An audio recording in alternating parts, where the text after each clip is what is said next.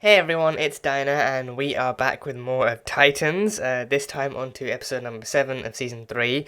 Last time, we had a pretty fun episode last time. We had some interesting kind of backstory between Dick and Babs, and them two, how they kind of first got into kind of like, not, I mean, kind of got into crime fighting together. I think he was still Robin, like back 6 years ago, he was still Robin, and he was answering a call, an alarm going off at a museum, and it turned out to be Barbara in kind of stealth gear and everything, and she was trying to have some fun and be rebellious and everything. And I think that's just like how she felt back then too. I think she went through like a I think like a slightly more unique kind of rebellious phase than most kind of most teenagers slash youth. I think with her dad having such like a high kind of role within society and within Gotham especially, I think she just kind of felt like her future was like a little bit too predetermined for her liking, so she went into vigilantism and well, no, I mean not necessarily vigilantism. I think she kind of felt like a bit more of a rule breaker and actually broke into a museum and I think he even flexed off her kind of security, kind of hacking kind of skills and everything too. So that's how they kind of cross paths in that sense. And then her and Dick kind of, got along really well. They had some fun times, and then like, according to him, they made sense. They made sense, and she was pretty amused by all of that stuff. So yeah, I think this is just some interesting kind of backstory between them and how they kind of kicked off their kind of more kind of lengthy kind of relationship together and everything. So is that a good intro? I really don't think that's a good intro. I think that's a terrible intro. That's a terrible intro. I haven't watched this show in months. I haven't watched this show in months. And now I'm coming back to it. I don't know how to talk about it anymore. I don't know how to do an intro. So let's take it from the top. Let's start from the top again. So yeah, let's go. Let's go. Hey everyone, it's Dinah, and we are back with more of DC's Titans, this time on to episode number 7 of season 3. Last time, we had a pretty fun one, and we had a pretty fun kind of, interesting kind of episode of both, past and present. The past being the past, the history between Dick and Barbara, like how they kind of cross paths in a more kind of, action-packed kind of way with their vigilantism and everything. I think, well, with his vigilantism as Robin and her kind of rebelliousness as just like a girl in stealth gear actually breaking into museums and trying to trying to run away from what she thought her fate was as being the commissioner's daughter and everything. So had some interesting stuff there, and they kind of I think so the kind of like the kind of start of their actual relationship together and them actually getting along, and even according to him they made sense. So that was the start of their relationship and everything, so that was cool. And we saw, I think, in the present day, I think Lady Vic, a kind of old assassin, made a return into their lives at the hands of Scarecrow too. I think she was hired explicitly by Scarecrow to actually kind of grab a snapshot of Barbara's face for whatever reason. I mean, thinking about it more, I get the feeling that he might be making a mask. I think the machine that he stole from the hospital, I think Connor mentioned it was actually designed to make something or make more of something, or actually did like it was like a high tech piece of medical equipment. So can't really imagine what other need he would have for a picture of her face other than to maybe make a mask and maybe impersonate her, or actually have or maybe even have someone else impersonate her or something. So I'm not entirely sure. I think, or actually maybe like I'm using it to get into biometric scans or whatever. But then I don't know, like a picture probably wouldn't be enough. You'd probably need the actual 3D kind of face to scan dimensions and all that kind of crap. So there's that. But Lady Vic was also a person from both Barbara and Dick's history too. I think she had a partner way back when, and they had a habit of breaking into museums and stealing stuff, and then Barbara and Dick answered the distress call, and then they, went and faced off against them. But then one stray shot from like a knife throw landed in her partner's back instead. So then Lady Vic lost her partner because of Dick and Barbara. And ever since then, she's had a grudge. She seems to have had a grudge against couples. She actually killed the police officer couple at the diner as well, and actually killed both of them. So then seeing other people in love now just kind of makes her salty as all hell. So that's fun. But yeah, Lady Vic made a reappearance, and she actually went toe to toe with Barbara again, and Barbara still got it. She has like batons and stuff hidden away in her wheelchair, and she can still handle herself, and she's still got skills and everything. So that was really cool to see.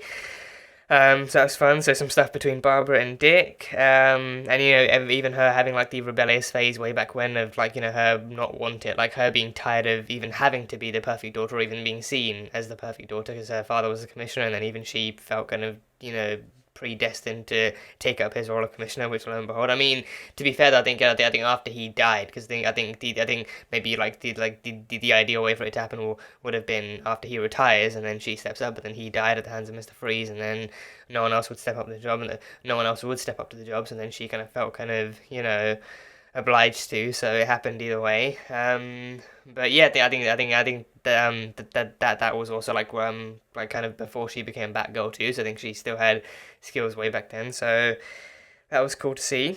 And we had some stuff with Connor and Kory actually trying to keep an eye on Blackfire, on Command. I think she called her Commander. So don't know what her actual, because I think with Kory it's like, you can easily kind of dissect it down to Kory and Anders. But I think I don't know if it, like how it would work. I mean, not that it needs to be, but I think if they did, I'm just not really sure how that would work. I'm gonna see if they reveal it. But either way, Commander, Blackfire. I think they try to keep an eye on her, and then Blackfire and Connor actually connected a bit. Like both of them kind of having their individual kind of dark shades of history and kind of feeling out of place and all that kind of stuff. With Connor being half human, half Kryptonian, not really knowing what he's destined to be, or like what he actually. I mean, he knows he wants to be a good guy. He wants to be a Titan. He wants to do some good, but then he still kind of has some dark shades and shades of grey here and there. So he's still trying to figure himself out, and he has different levels of power and all that kind of stuff. And they haven't really kind of served him all that well so far this episode, but he's still trying his best. And that's him. And then her, I think her kind of literally feeling like the black sheep of the family, and even on Tamaran too, like her being born without a fire. Like, for everyone else, I think, not only for everyone else on Tamaran, or at least every other girl on Tamaran being born with fire, with the actual powers of fire, but then her sister and her being polar opposites, like Blackfire having no fire, and then Starfire actually having too much fire. Like I think her telling Rachel the story about how even the traditional Tamaran kind of power dampening bracelets would never even keep her fire powers at bay, so she just was exploding with fire, but then Blackfire had none, so then she always felt like the black sheep, and she had to find other ways to try and fit in and actually try and feel unique and powerful and everything. So then that kind of ended up a kind of backfiring and everything. So that was fun. But yeah, I think Blackfire and Connor seemed to kind of take a bit of a shine to each other and actually seemed to get along well. And she even actually seemed to gather some intel on the whole Scarecrow thing from the rats on the street and everything. So she proved useful.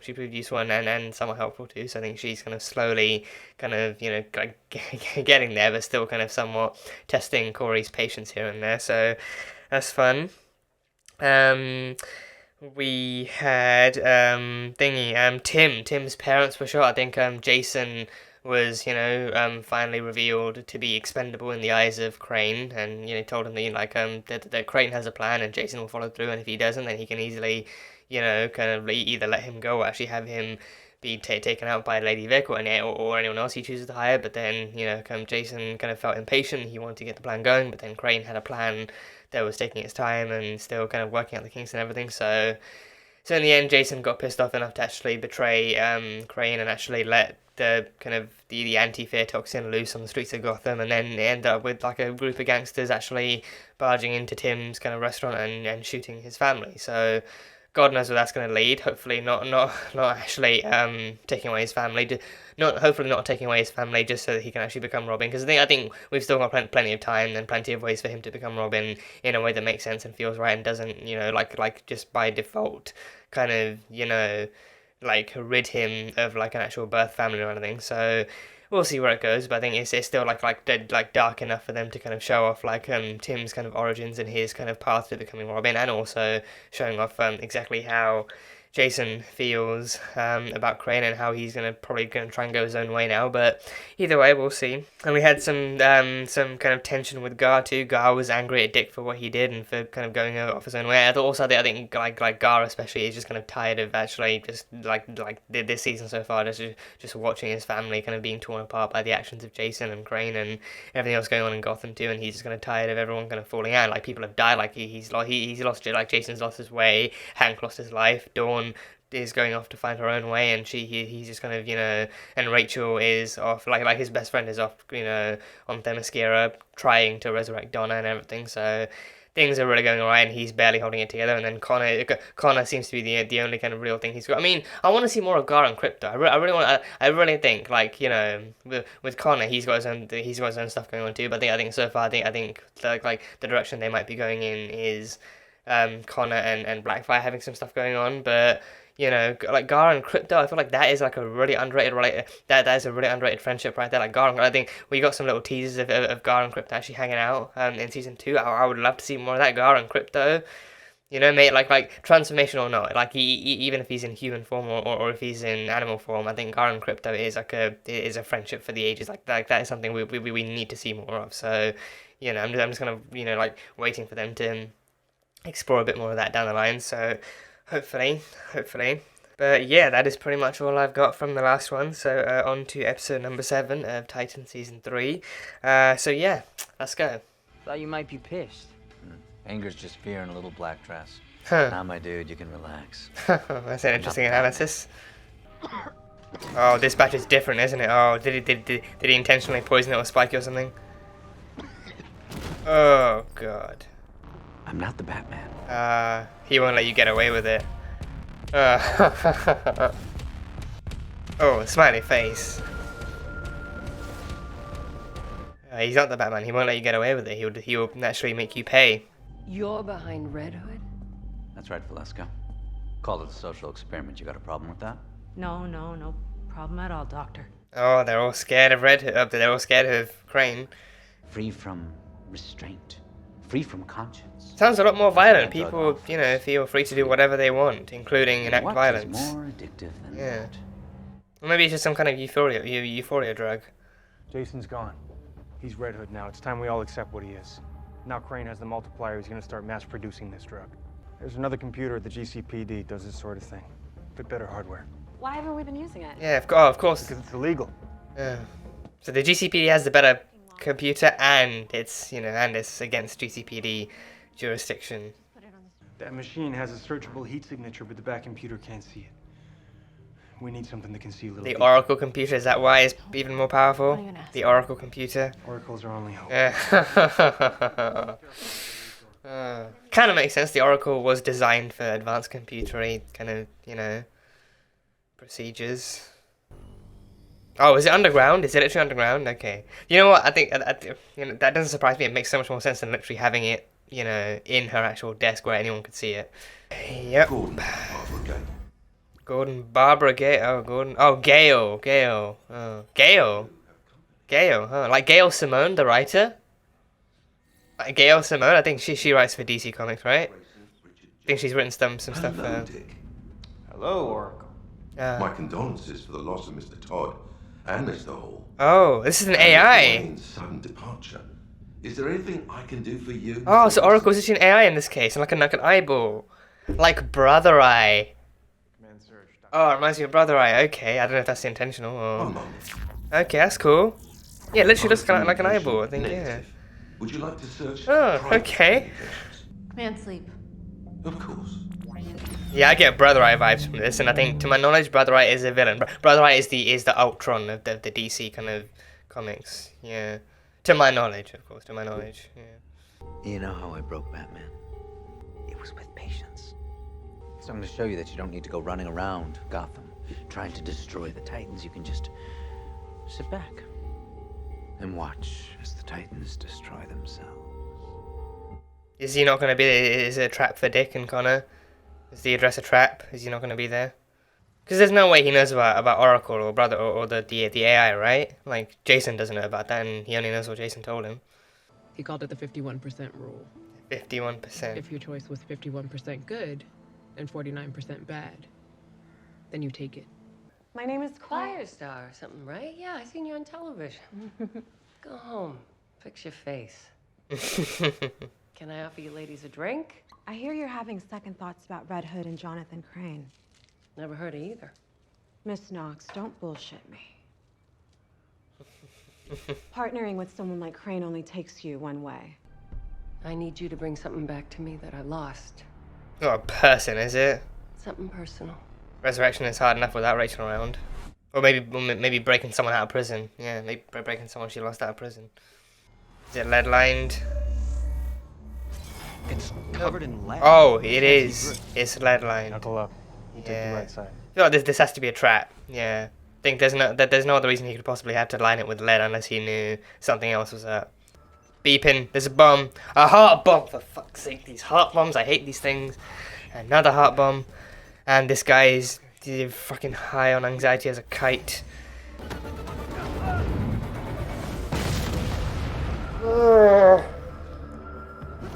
Oh, dude's dead. Oh, he is an Oracle. God, he hacked Oracle. Okay, he's good. He knows a lot more than he lets on. Either there's more that Jason told him that we don't know about, or he knows more than even Jason told him, or he put, other stuff together. Nah, he knows. So that eyeball, I don't trust that eyeball. Knowing Brother Eye. Gordon's pretty when she's scared. Oh, seeing that eyeball, I don't trust it. Knowing Brother Eye, I don't trust it. How do I destroy you? Check and mate. Even the Batman needed the Oracle to defeat me. Is there really no other? Can they not do a system reset and flush him out or something? Like it's meant to be a powerful weapon. Like is destroying it really the only other option they have? You're Starfire. Your mother sent us. Oh, her son. Okay, Michael Knox. What, she's hiring superheroes now? We are our family, even if we don't want to be. This is fucking crazy. Look, no matter what she is, It's all very on the spot too. Like he's actually at work, and then superheroes walk in and tell him to get back with his mother. You don't know her. You don't know what she does. Who she is. then don't be. Be better than I mean, she's a mobster. I'm pretty sure they have a good enough idea. Help me save Gotham. Come on, Jason. How do I find you? Yeah, butthead. Figure me out. Sorry I didn't cram it full of pinball machines and cat food.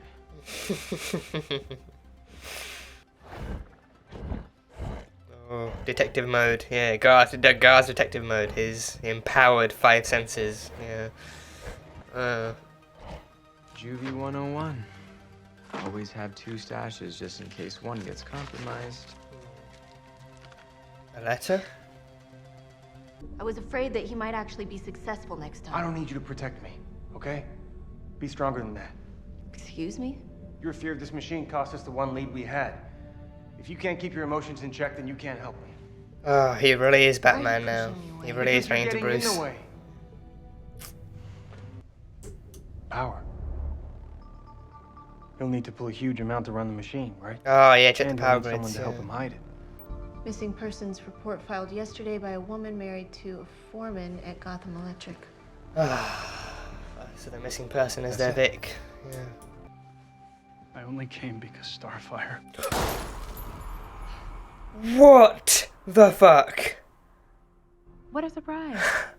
He was working for the FBI. Became a liability. I promised him he would be safe.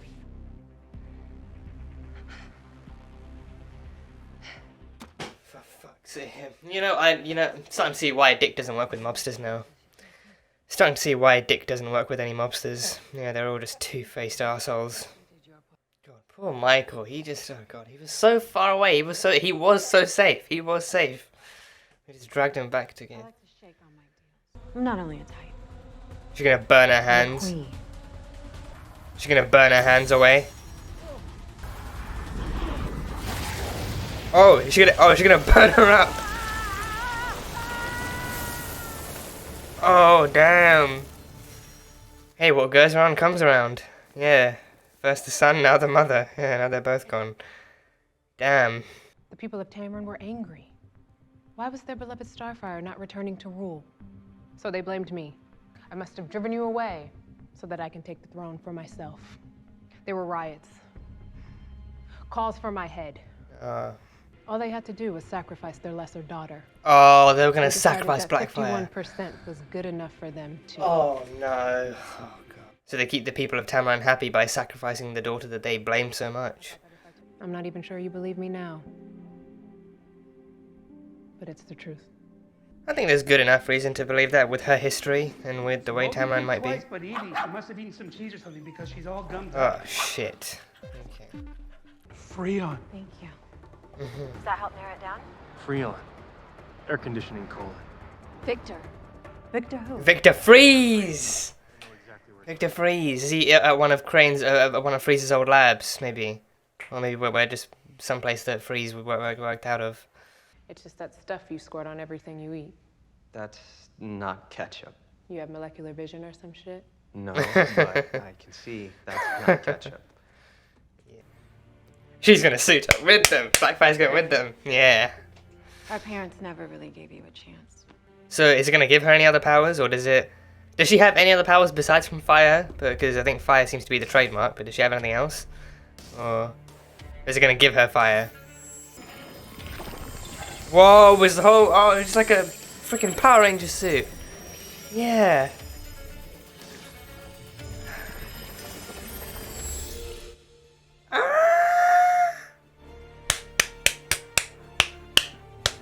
Oh, that looks good. That looks good. Oh. Gandaksa of. Ah, like a Tamaranian handshake and everything. You look good. Connor's blushing. Oh, she looks amazing. That looks really great. Yeah.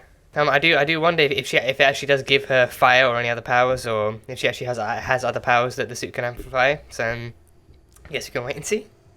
Yeah, Blackfire, Superboy, Starfire, Beast Boy, and the Crypto's there too. The Titans. The Titans are all here. No. Oh, that was good. Oh, that's good.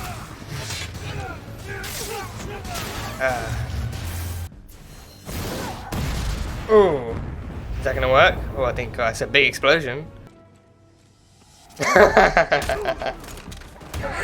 Oh god, you're amazing. Yeah.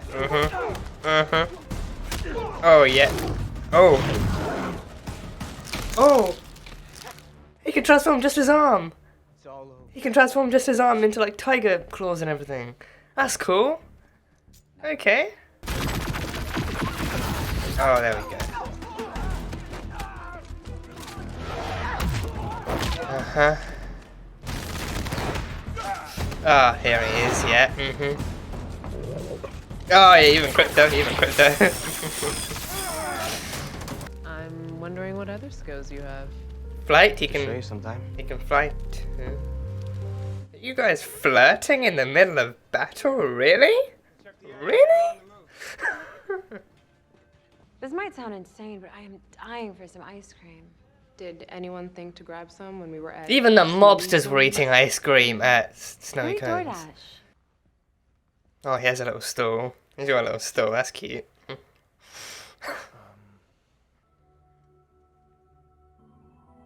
Aww.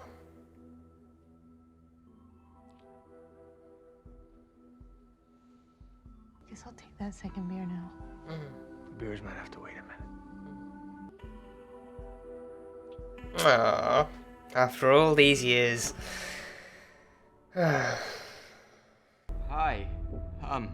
Molly? Molly. Gar Logan. Molly. Oh, Jason's Molly. Right, Jason's now friend, we Molly. Titans? Oh boy, okay. So do I. Yeah. It's a good idea. Someone knocks on your door in Gotham at 3 AM. You gotta, prepare. So good on her for, preparing. It's Jason's Molly, yeah. Oh, yeah. Tess from S.H.I.E.L.D., yeah. Oh, okay. Oh, that's the end. So yeah, interesting continuation. Yeah, one thing I really want to talk about, one thing I really want to mention is the whole Oracle thing, because that was a surprise. That was quite a surprise to me. And I think, again, I think the one thing that for some reason eluded me was the fact that, I think for some reason I was hard, because I think because she already had like an actual computer kind of system within her actual work desk, I thought, oh, maybe Oracle might be like a secret hidden kind of function within that she can really kind of use and stuff. But then no, I think on the one hand, like, it would make it a lot harder to actually use that without anyone knowing and without anyone seeing. But on the other hand, I think it would be super impressive, but also maybe just like slightly unrealistic to actually have that powerful of a computer hidden within the desk. So I think it actually being like an underground actual supercomputer and everything would make even more sense. And also the fact that it has an AI. Not that you can't have an AI within the desk, but still, like, it would actually make more sense for it to be like an actual underground kind of hidden kind of room that no one else can access. Which kind of, I mean, if it's under GCPD, kind of makes me wonder like exactly where it is and then exactly how you get to. Because then, you know, considering they took an elevator, I'm wondering if it's actually like an actual secret elevator only she knows about, or if there's like a hidden kind of button in the actual elevators of GCPD or something. But either way, it's there and it has an AI too, has an AI and everything. So yeah, I think and the whole design of it too, like as soon as I saw the eyeball, you know, to me, it immediately kind of like the eyeball, and then it having like a guy's voice too. I think it immediately kind of like immediately like kind of like rang bells of Brother Eye and everything. So I think I'm very like very kind of, you know, simplistically kind of familiar with exactly who and what Brother Eye is in the comics. I think like to my knowledge, it's like, you know, I think it's essentially the DC Comics version of Ultron. Like Ultron being the kind of deadly AI in the actual Marvel universe. I think Brother Eye is the DC Comics version of that and everything. So I mean, I'm wondering if that's what they were teasing to. I'm wondering if they're actually teasing like a potential for Brother Eye in the future of Titans, or, you know, because I mean, I think they destroyed it, but then she essentially just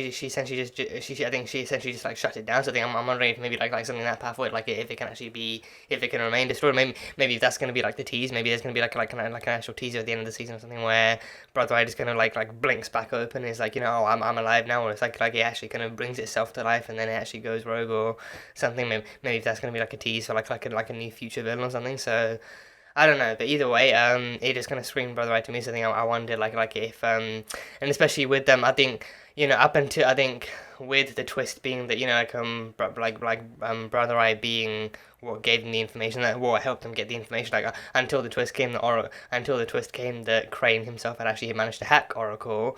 I thought maybe it was actually Oracle turning into Brother Eye and actually being on the verge of becoming evil, or actually showing hints of becoming Brother Eye and becoming evil or something. But I don't know. I think so far, like, if there are any hints, then the shape and the eye and the, you know, might be the only hints we're getting so far. But yeah, it definitely kind of stood out to me. So that was still cool. And I think the fact that Oracle actually is an AI too. I think that feels like a pretty significant change too. Because I think, like, you know, I think originally Oracle was actually just meant to be Barbara with her own skills and her own intellect and her own kind of, you know, compute her own kind of tech savviness with computer systems and also advanced computer systems too. So I think changing that from actually from Barbara being Oracle to her then using Oracle as an AI. I mean for all we know, the Oracle AI could have still been designed by Barbara. Maybe it could have been actually something like designed by her in the end too. So maybe she actually could have been the creator of it or the designer of it or something. So maybe she started off with her actual kind of, you know, her own skills and everything, but then she actually invested those skills into designing an AI and everything. So who knows? But either way, that was cool. That was still really cool. And even when she signed into the name it gave her was Gordon Barbara. I think obviously her like it would actually do first name. I think it does. I think it did do. It did do first name, like it did do last name first, right? Because I think they usually go with like the actual surname, like the last name, and then the actual first name, and then like the last name, and then if there's a middle name, then the middle name, and then the actual first name. So I think I'm actually gonna go back and check that to see if it actually did, because I think it called Dick Richard, but then I can't remember if it actually called him that first or called him that last. Gordon Barbara Gale. So yeah, so her last name would be Gordon, and then her middle name would be Barbara, and then her first name is Gale, Gordon, or like I think either way. Would it be? I think Gordon Barbara. Would it be? Because I think middle names would still come in the middle, right? I think so. Like, you know, like if her middle name was Gale, then it would be Gordon Gale Barbara, right? Or I'm pretty sure because then I think the middle name would still be attached closest to the actual last name. So I think it would then be Gordon. And so then her first name would be Gale. So her first name is Gale, but then her middle name. I mean, people can still go by their middle names if they prefer. So it's totally not unusual that her name would still be Barbara. But then I think Gordon, Barbara, Gale. So I think Gordon, Barbara. So then Gale, Barbara, Gordon. Yeah. That would be how her name actually is. So okay, I think what was Dick's one again? Yeah, Grayson Richard John. I sure. Okay, I don't know about that then. I think so. Is his first name John, or is it? I don't know, I think, or John Richard Grayson. Well, I think no, it could be because I think he could easily like his middle name could easily have been named after his father. So I think he could easily be John. Like I think Dick Grayson is what people call him, but then Dick is like shortened for Richard from Richard. So I think his middle name could very easily be like his actual his father's name. So I think his first name could easily be John. So John Richard Grayson, or even like someone else in the family, like an uncle or a grandfather or something. So John, his actual name is John Grayson, but then it's like Dick Grayson. But then he goes by Richard, and then you shorten that down to Dick. So okay, so John Richard Grayson. Okay, that's cool. So yeah, but then I think Gale. I mean, very. I think. I mean, I want to say very, but I think I haven't read very many of like the DC kind of comic stories in general, let alone Gail Simone. But I'm pretty sure. I'm very sure Gail Simone is a very popular and very kind of famous like within the fandom and within the world. She's a very famous comic book writer. I think primarily DC, but I think she might have written some stuff here and there for Marvel too. But I think overall she's just like a very kind of prolific kind of comic book writer and story writer in general. So I think I think she actually was at least responsible, or at least partially responsible for actually writing very many kind of Barbara. So I don't know if she was involved in the origins or if she was actually just kind of like involved in actually building the character up and actually making her what she is. But she is very involved. She has been very involved in the actual Barbara Gordon kind of comic book stories, and even her as Batgirl, even her run, numerous ones of she's responsible for numerous Batgirl runs in the comics too. So I feel like that is kind of like a shout out to her, like actually her like naming her after Gail Simone as well. So that is really cool. That is really super cool. So Gordon Barbara Gale. So I think her name would be Gail Barbara Gordon. So that is cool. That is really cool. And then John Richard Grayson. So yeah, really cool. So yeah, that's fine. I don't know if John would be a shout out to anyone. Jeff Johns, I think probably not Jeff Johns, probably not Jeff. I mean, I don't know, it could be. And I mean, it doesn't have to be a shout out. It could very easily just be like I think even the comics. I think that could very easily kind of actually be his like comic canon kind of name. But I think for the sake of crediting one of her more famous kind of creators and writers, I think the Gale in Barbara's name is actually like an actual kind of proper reference to Gail Simone herself. So either way, it's cool. Either way, that's really cool. So yeah. And yeah, we had Kory and Blackfire actually working. Kory and Kommandr, I guess we can call it. We still call it Kommandr. I think Kory and Kommandr actually working together and actually contacting one of the 5 families that were actually in touch with and in contact with Crane. And Crane, I think Crane was punishing Jason for what he did. He kind of had him drugged up with a very different, arguably more harmful and more kind of debilitating form of the anti-fear toxin, being like, I'm not Batman, so, if you're like, I'm not going to forgive and forget, I'm not going to brush it off, I'm not going to, try and be firm but fair, I will, fucking poison you if I have to actually get that lesson drilled into you. And I think he wanted to actually have more control over Jason after he pulled that stunt. So Crane is definitely a lot more kind of a lot less subtle in his forms of lethality and everything, so that's fun. But yeah, then I think he met the other families on behalf of actually on behalf of Red Hood, and he contacted them and he kind of made them a new deal of actually working with him to distribute this new toxin and to actually have Gotham under their control a bit more and actually have people wreaking havoc in a way that actually would benefit them a bit more and everything. So there was that. But yeah, Kory and Kommandr actually met up with Valeska Knox. And yeah, I think Kory also revealed that Dick actually doesn't work with any mobsters. I think for Dick, I think that does definitely make sense. I think it's like a very kind of personal kind of like not even I would say vendetta, but I think he kind of like for the most part he cleared off that vendetta when he actually killed what was his name? What was his name? I think it wasn't Falcone, was it Maroni? I think. What was his name? I think the guy from back in season 1. I think because he killed the main gangster who was actually involved with who was involved with the deaths of his parents. I think the owner of Haley Circus actually didn't manage to pay the protection money. So then his Dick's parents paid with their lives and were killed with the acid that. I think it must have been the Maronis. I'm pretty sure it was actually the Maronis. So I think because that they were said to have hit many other different kind of victims and targets over the years too. So definitely them. So I think he killed I think he killed the main the actual father of the family. So he killed Maroni, and then that was him clearing out most of his vendetta. But I think from then on, I think he actually kind of swore to never deal with mobsters again, or to never actually kind of have to go to them to leverage any kind of deal or leverage any kind of info or intel or anything. So because of that, I think Kory decided to actually take it into her own hands and make her own deal and actually try and work with them in her own way. So there was that. So yeah, Valeska Knox was the mobster that they met up with, and then she made them a deal of actually bringing her son back and bring back what she lost and actually bring her son back. So I thought, okay, on the one hand, given how how out there Titans has gotten, maybe like a bodily resurrection could be a thing, and maybe that's other. But then I think in hindsight, I feel like that would probably kind of stretch the plot out just a bit too far, because then they have to actually find a way to resurrect it, so then that would never happen.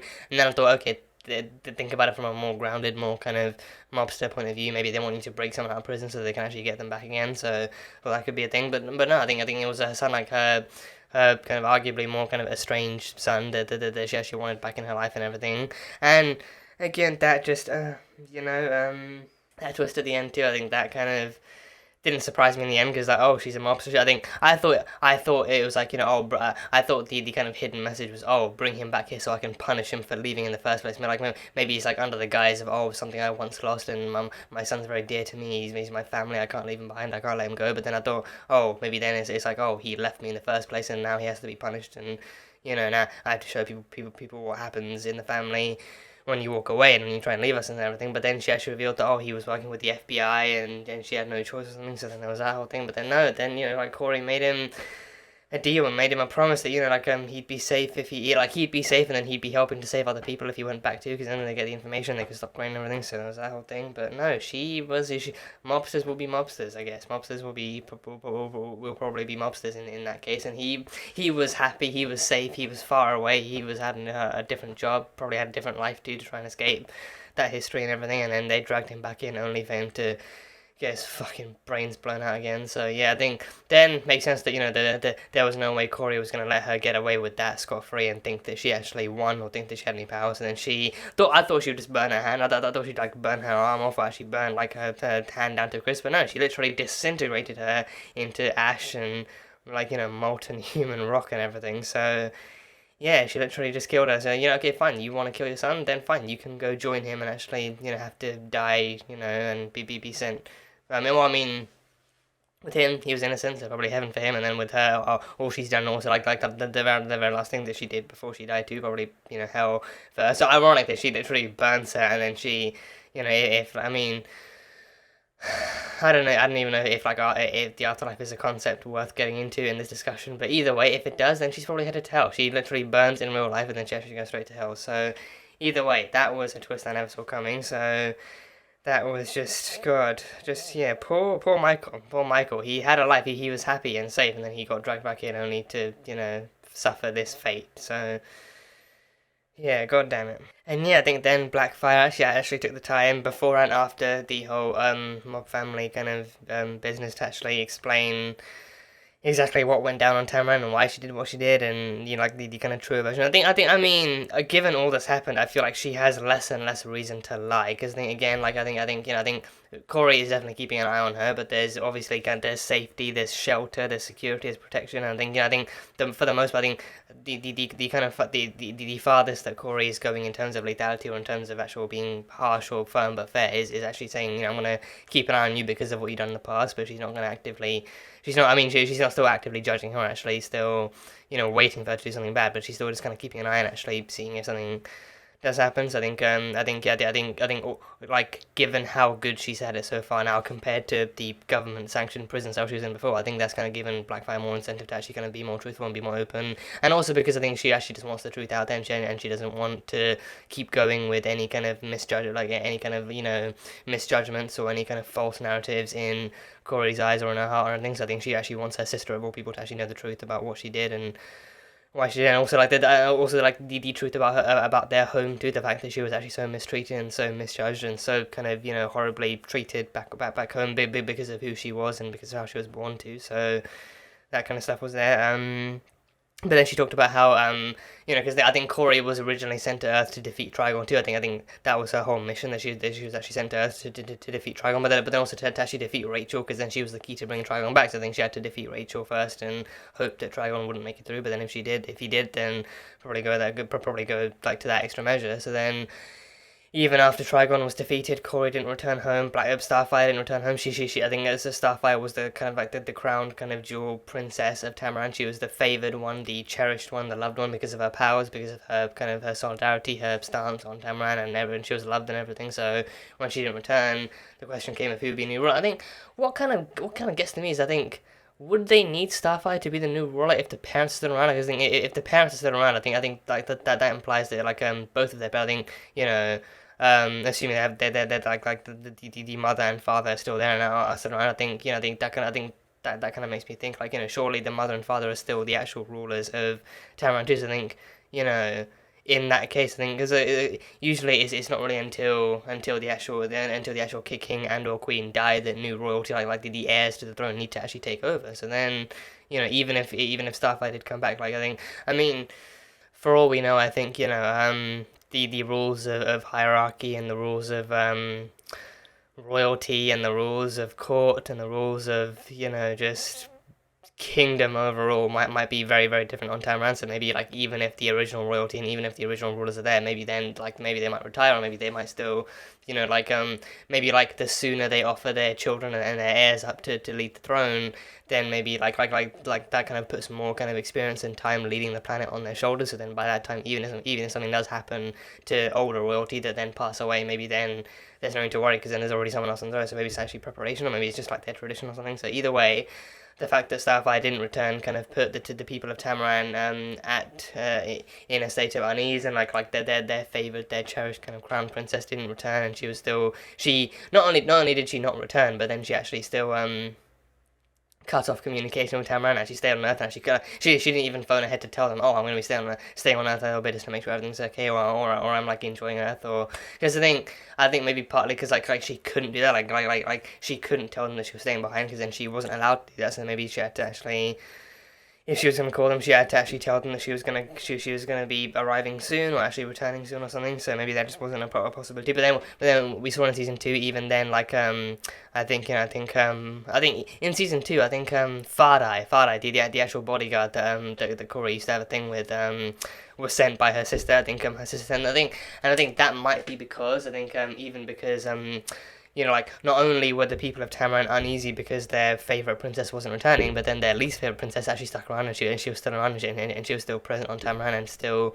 probably doing her thing, or probably being given things to do by her parents. But then the people of Tamaran didn't really like her. She was cursed, and she was, you know, like seen as lesser than. So then maybe her being around, her and like the kind of like the possibility of her being in charge instead put the people of Tamaran so easy, because then she said there were riots, there was tension, there was drama, like people were angry and upset and everything. So then not only was she there, I think maybe to begin with, because of the fact that even Fardai said that Blackfire was the one who actually gave him the order to actually go to Earth and collect her. But then I think maybe that's because like either her parents put some duties on her shoulders instead her parents actually put some duties on her shoulders to try and ease her into the position of being queen and ease the people into trying to accept her, or in an effort to be seen as still worthy and still equal. Maybe she actually took some responsibilities onto her own shoulders and actually tried to do something herself, but then the people of Tamaran still kind of backfired and still kind of hated her for it and everything. So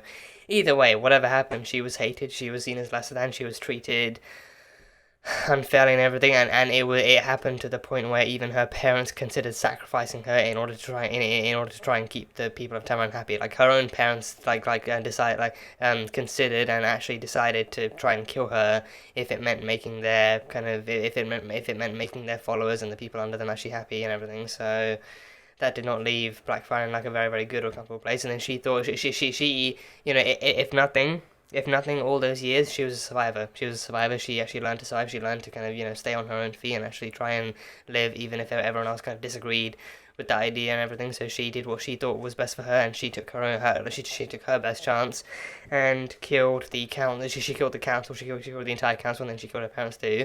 But then, what the question I have about that is, right? Because I kind of like want to. as capable as she is, and I'm sure she probably has no problem killing in self-defense. I'm wondering if that's maybe what it was too. Maybe like because I'm wondering, did she do it face to face? Did she just kind of plant a bomb in the actual throne room and actually blow up the council and everyone in it, and then it happened to be that her parents were in there, or did she actually kill them in self-defense? Like maybe they did launch an attack on her, but then she killed them in self-defense. Maybe because I think, you know, as angry as she was and as scared as she was at how they were treating her, I kind of want to believe that she just wouldn't murder them in cold blood or murder them simply out of sheer unadulterated rage or anything. So really kind of wondering, like, you know, if they're going to explore that, if they're actually going to have her talk about how she killed them, or like how it happened, or if any of that stuff's going to be addressed. But I guess, you know, like one kind of thing at a time. And I think over time we've actually had more and more pieces of her history and her story actually unfolded and explained to us. So I think in time she might kind of address how she did it and exactly if she has any regrets about the fact that she did it or how she did it or something. So I guess in time. But for the most part, I think that was pretty much her story. The fact that she was actually treated so shittily, and then eventually she had to actually take her own, like she literally had to take her own life into her own hands, and she escaped Earth, and she escaped Tamaran and came to Earth, and now she's like, cause I think with Starfire people want her to return, but with Blackfire, I think after what she's done, I think she's probably been kind of, you know, even after she left, I think I think either before or after she left, I think she's probably been kind of permanently exiled from Tamaran, and she's never allowed to return again. Otherwise, she'll probably be executed for her crimes and everything. So, yeah, I think assuming both of them are happy and comfortable staying on Earth, then they'll be fine together. And I think that they'll be fine together. I think the last kind of daughters of Tamaran reunited on Earth and everything. So, yeah. And yeah, I think in the end, you know, I figured when she was walking to the kitchen to find Blackfire, like right as they were all suited up and ready to gear into action and everything, I figured that last visit was meant to be.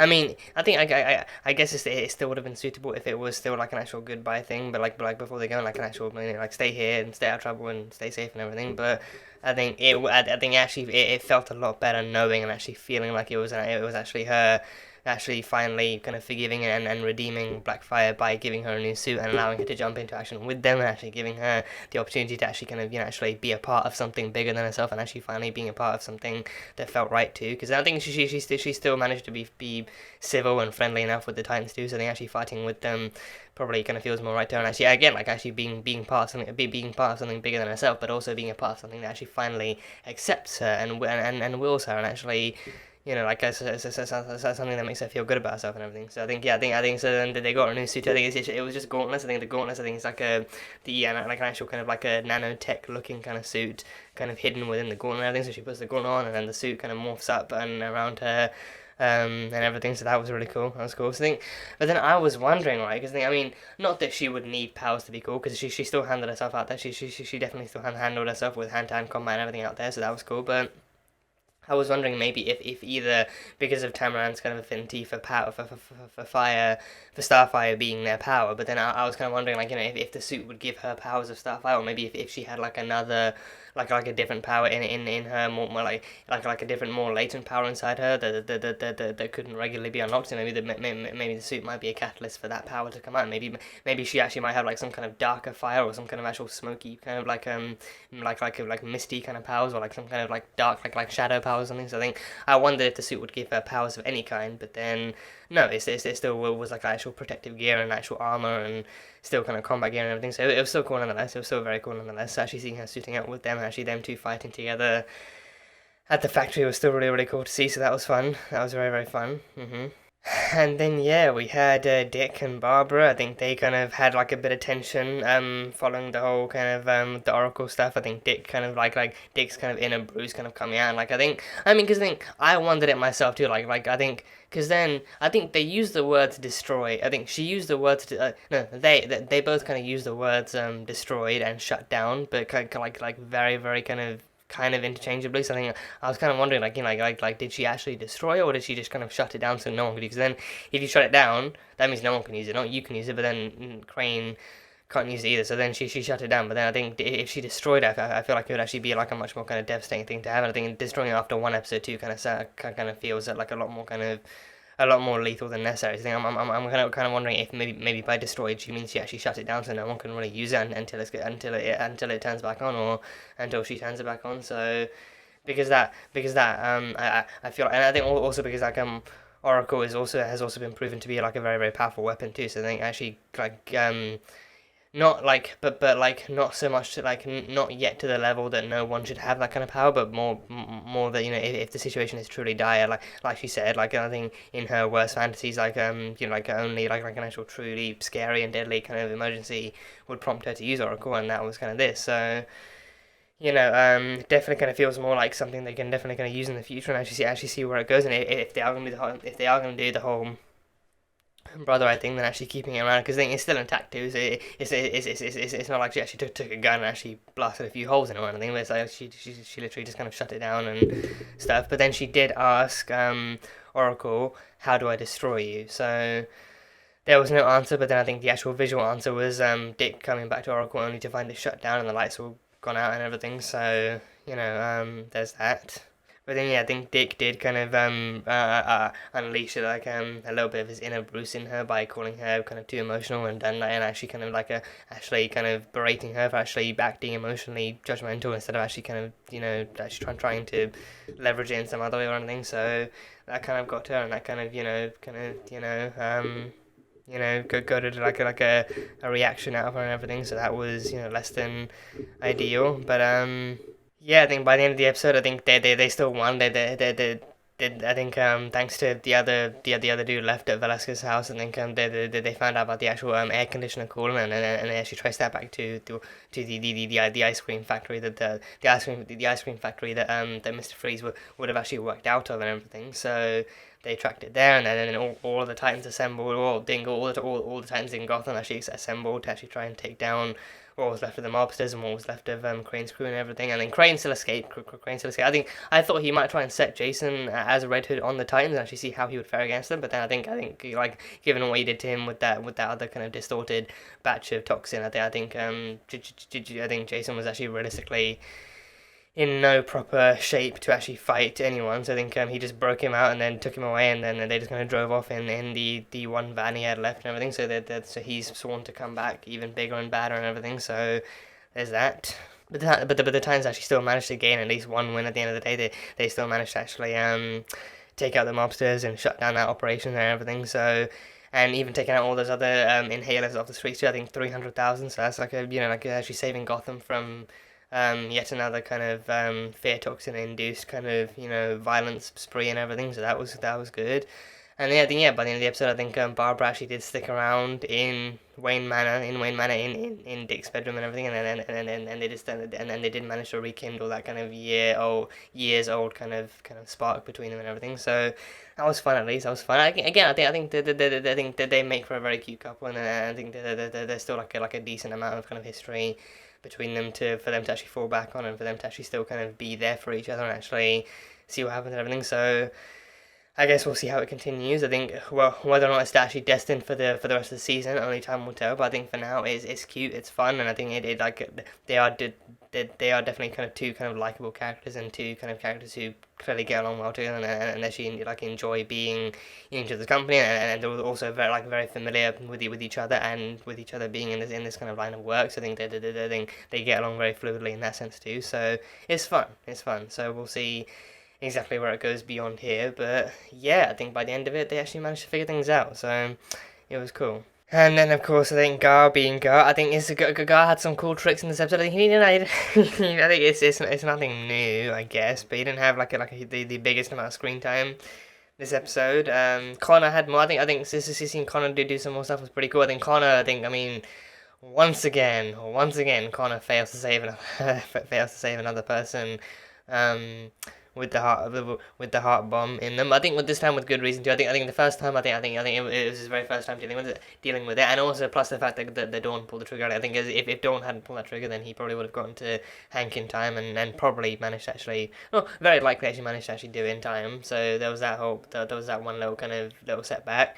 But this time it was because he actually X-rayed it, and he actually saw it had actually been modified. So I think for the first thing, I think of course like with the whole address thing going on, I think Crane set them up perfectly, and he now knows them. I think Jason must have told him. I think Jason definitely had to have told him that Superboy was on the Titans too. So I think he would know. I think he'd probably have to be aware of Superman and what his abilities and limitations are. So then he'd actually know to line the whole van with lead and to block Superboy from knowing what's inside. So then by the time they got to it, the countdown goes even further. The guy's already anxious as all hell, so then the countdown is going down even further. So then and add to that, it's an actual new modified heart bomb too. So he really can't save the guy in time this time. So he just has to actually throw Dick back. And I think I'm kind of loving how even after being actually flipped back into the air by Superboy, he still lands on his feet all perfectly vigilante style, like not Spider-Man style, but still actually like actual Nightwing style. He actually lands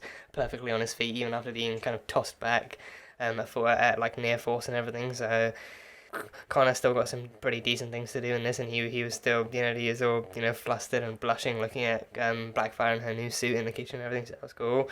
Crypto got some laser eye shots in here and there, so that was, very, very minimal. But Gar, he, they're still keeping up the whole thing of Gar wanting to track down Jason and actually wanting to recover him and wanting to actually bring him back to the light side again. So he investigated some stuff in Jason's room and actually found like yet another safe compartment he had hidden away with some juvie stuff, and even the letter that Molly wrote him actually telling him she wanted to help him and everything. So he tracked down Molly and found her, so now he's visiting her and actually probably talking to her and everything. So that was cool. And I think yet another kind of like a nice reminder that Molly is also Tess from Agents of S.H.I.E.L.D. So yeah, that was cool. But yeah, I think Jason is still very much kind of under that kind of on that kind of track of actually wanting to recover Jason, actually kind of wanting to bring him back and wanting to bring his friend back too. So I think how far he's going to get, especially with Jason being under the influence of the toxin and being under kind of the influence of Crane's words and his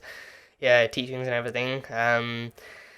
God only knows, but yeah, I think Gar had some cool tricks too. I think even in combat he had some cool tricks too. I think him playing the whole kind of like a knock on the shoulder and a shove on the other end thing was a cool intro to his fight. But then him actually transforming just his hand, like he actually transformed just his arm into an actual tiger's paw with the claws and all, and then he actually managed to attack with that and everything. So I think hopefully this season we can actually see him unlocking more of his powers and actually unlocking more of his abilities and more of his kind of tricks and everything. So seeing if he can actually transform into anything else would be really cool too. Seeing if he can actually transform into any other animals would be cool. But I think actually transforming only partially transforming is still a start. It's still a start, and it's actually like a key that it's a sign that he's actually learning more and more about himself too. So I think seeing Gar training himself with his own abilities would be cool. Because I think at this point, either Dick has accepted that he can't train people with powers, or he's just kind of hoping that he can teach them the basics, and then actually they can actually figure things out for themselves afterwards. Because I think Gar still has amazing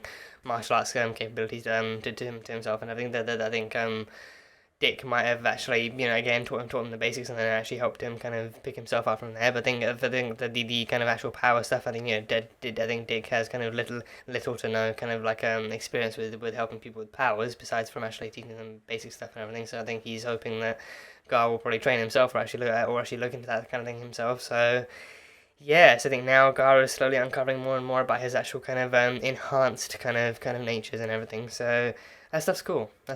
So yeah.